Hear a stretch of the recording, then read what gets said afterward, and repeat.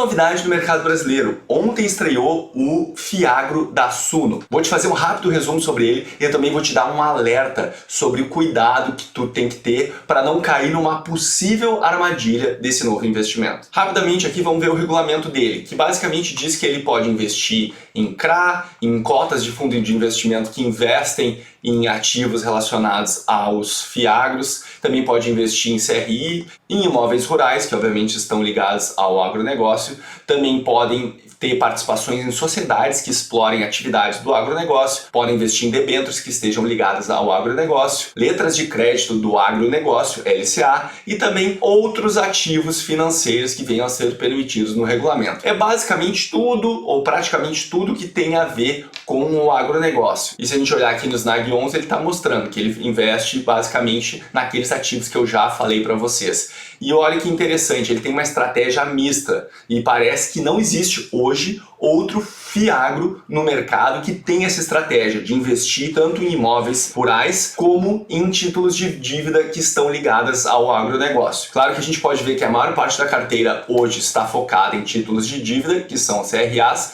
mas já tem em torno de 17% do portfólio que são alocações em imóveis do agronegócio, e esses imóveis, alguns estão já construídos, outros estão em construção e tem até a participação de uma companhia aberta que faz essa parceria com esse Fiagro da Suno, que é a Boa Safra. Como ela já tinha muita experiência nesse setor, a Suno achou que seria interessante ter ela envolvida dentro dos projetos desse Fiagro. Vamos falar de taxa, que é um assunto bem importante. Nos primeiros 3 meses ela é um pouco mais baixa, mas depois ela deve ficar aqui em torno de 0,91% ao ano e não tem taxa de performance, o que é interessante. Afinal, é mais dinheiro indo para o bolso do cotista. E outra informação que eu estava estudando sobre esse setor, que é interessante a gente saber, que ele é um setor que não sofre tanto quando a economia brasileira vai mal, quando os juros estão muito altos, porque ele é um setor predominantemente exportador. Por isso, mesmo que a economia brasileira esteja desaquecida ou em crise, se o mercado de commodities está em alta e o mundo continua demandando essas mercadorias, esse setor tende a não sofrer tanto, mesmo até com uma alta de juros. Não é como o setor de construção civil, que ele tende a sofrer bastante quando tem essa alta de juros, como a gente está vendo agora no momento. E para deixar claro, os fiagros também têm isenção dos rendimentos, assim como os fundos imobiliários. E se tu fizer algum ganho de capital, aí não tem isenção, aí tu vai ter que pagar imposto de renda. Vamos dar uma olhada aqui no estudo de viabilidade, que é basicamente eles estimando quanto que esse fundo deve pagar nos próximos anos.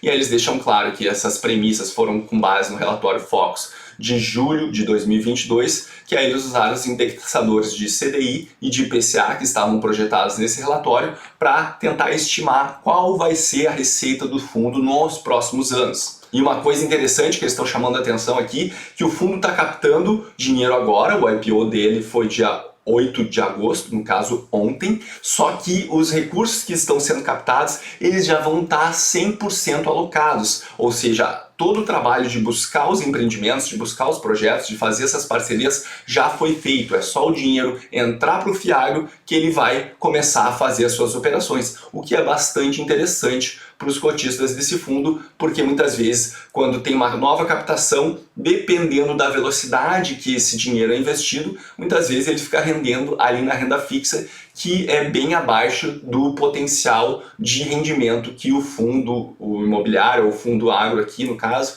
ele pretende ter. Então ele já está deixando claro que o fundo já vai nascer 100% alocado. Eles estão dizendo que eles fizeram um estudo de 4 anos com base nas expectativas de mercado. E aqui é a tabelinha que basicamente eles utilizaram para fazer esses estudos. A gente pode ver que no caso do agronegócio ainda é bem comum os produtores rurais serem pessoas físicas, e a gente pode ver aqui a concentração do devedor. Como a gente já viu, a maior parte da carteira está alocada em CRAs, que basicamente é um contrato de dívida, que tem como objetivo financiar operações do agronegócio, mas o contrato em si é um contrato de dívida. E a gente pode ver que está relativamente diversificado. O maior devedor tem em torno de 10% do valor total dos CRAs. E se a gente juntar aqui, na verdade a gente vê que em torno dos 20 maiores devedores representam um pouco mais de 80% de todo o valor devido do CRA. Então também não é tão diversificado assim. Está mostrando aqui que a maior parte desses produtores rurais estão ali em Goiânia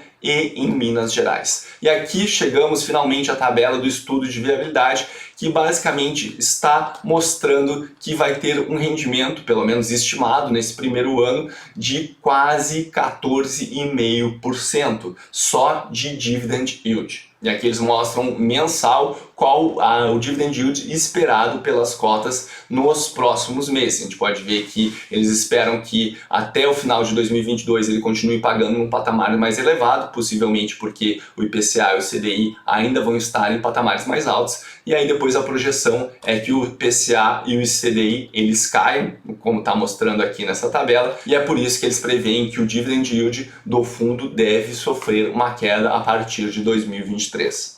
E só chamando a atenção aqui, já está no regulamento do fundo que ele tem autorização para fazer novas emissões até um valor total de 10 bilhões de reais. Ele não precisa chamar uma Assembleia Geral para pedir autorização para fazer novas emissões enquanto não se chegar nesse valor astronômico de 10 bilhões de reais. E agora, antes de eu te falar os cuidados que tu tem que ter para tu não cair nas armadilhas que esse investimento pode trazer, eu gostaria de te pedir, se tu gosta aqui do conteúdo do canal, clica para se inscrever e compartilha esse vídeo com mais pessoas. Assim tu ajuda o canal a crescer cada vez mais e eu consigo trazer cada vez vídeos mais interessantes para ajudar vocês a investirem melhor. Então não custa nada, muito obrigado pela ajuda e vamos seguir na análise do que eu acho que é importante que vocês tenham na cabeça para que vocês não percam dinheiro. Primeiro ponto é um ponto que está até no prospecto do fundo, que ele levanta que Fiagro, apesar de ter algumas semelhanças com os fundos imobiliários, é uma classe nova, que nasceu ali em 2021. Então ainda tem várias regras que não estão prontas. A CVM, que é a Comissão de Valores Mobiliários, que basicamente regulamenta o mercado, ela tem várias regras que ela ainda pode editar, que podem vir a alterar o funcionamento de como hoje o mercado de Fiagro está organizado. E essas mudanças podem vir a prejudicar os cotistas. Então no Brasil já não é um país que a gente é muito acostumado com a tal de segurança jurídica. Quando é um setor novo, quando é uma classe nova de investimentos, isso é um risco que é ainda mais aumentado, porque a insegurança jurídica é ainda maior. Então é algo que não necessariamente te impeça de investir em Fiagro, mas é algo que tem que ter no teu radar como parte de um risco relevante desses ativos. E a outra coisa que eu queria te mostrar, eu vou pegar um gráfico aqui para mostrar para vocês. E vamos ver primeiro o SNAG. O SNAG, em tese, só tem um dia de negociação e aqui foi como se comportou a cota dele. Até ele não teve uma valorização super expressiva no primeiro dia, ele acabou basicamente com uma pequena valorização ou até com o valor da cota igual ao valor da cota do IPO. Mas o que eu queria mostrar para vocês é outros dois fundos que, digamos assim, tiveram o dedo da Suno. No caso, o Kizu 11, se eu não me engano, foi o primeiro fundo imobiliário que teve a participação da Suno. Não é a Suno que gerencia, mas ela criou o índice e licenciou esse índice que deu origem ao Kizu 11. E olha o que aconteceu ali nos primeiros meses de vida do Kizu 11. Teve uma valorização bem interessante da cota, porque tinha muito marketing da Suno por trás do Kizu 11 e a tese dele é bem interessante. Então esses pontos fizeram a procura dele ser bastante grande. E olha o que aconteceu.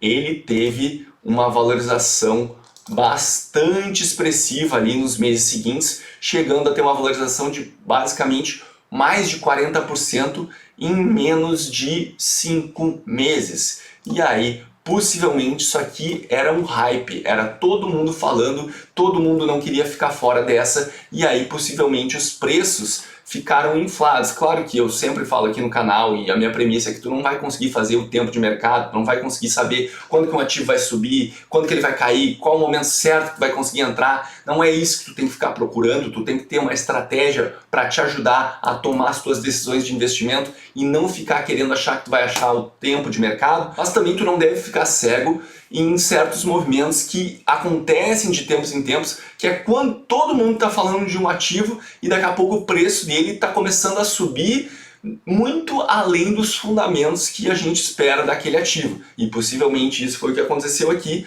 e aí a queda foi grande. Eu me lembro aqui que o preço sobre valor patrimonial do QIS 11, nesses momentos aqui, acho que ele tinha passado de 1,30. E aí a gente viu o que aconteceu. Teve uma desvalorização bem grande, especialmente para quem comprou perto desses topos aqui.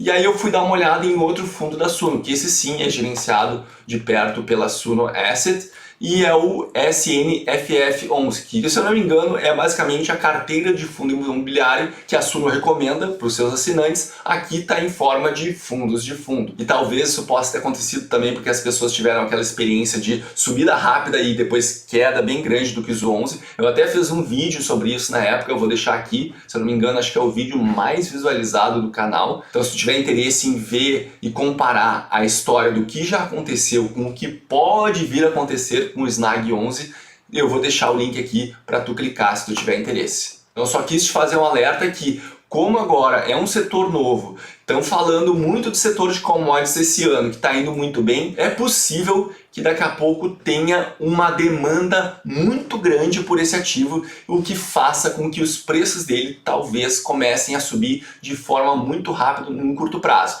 Não estou dizendo que isso vai acontecer, estou dizendo para tu ficar de olho e tomar cuidado. Daqui a pouco, se tu estiver vendo preços sobre valores patrimoniais nas alturas, toma cuidado para tu não querer encher o carrinho daqui a pouco de um ativo que pode estar momentaneamente inflado. E na verdade, o melhor que tu poderia fazer para não ficar nessa dúvida, compro ou não compro, será que já subiu demais, é tu ter um percentual que tu quer ter dele na tua carteira, caso tu decida ter ele na tua carteira, e aí tu vai seguir esse percentual. Se daqui a pouco tu determinou um percentual que tu quer ter ele na tua carteira e ele se valorizou muito num curto espaço de tempo, talvez faça sentido tu fazer algum tipo de rebalanceamento. Esse era o resumo rápido que eu queria te falar sobre o Snag 11 e te dar esses alertas. O que tu achou desse Fiagro lançado pela Suno? Tu vai investir nele ou não, ou tu vai aguardar mais um tempo? Deixa aí nos comentários para eu saber o que vocês estão pensando sobre ele. Lembre-se que investir é preciso. Um grande abraço e até a próxima.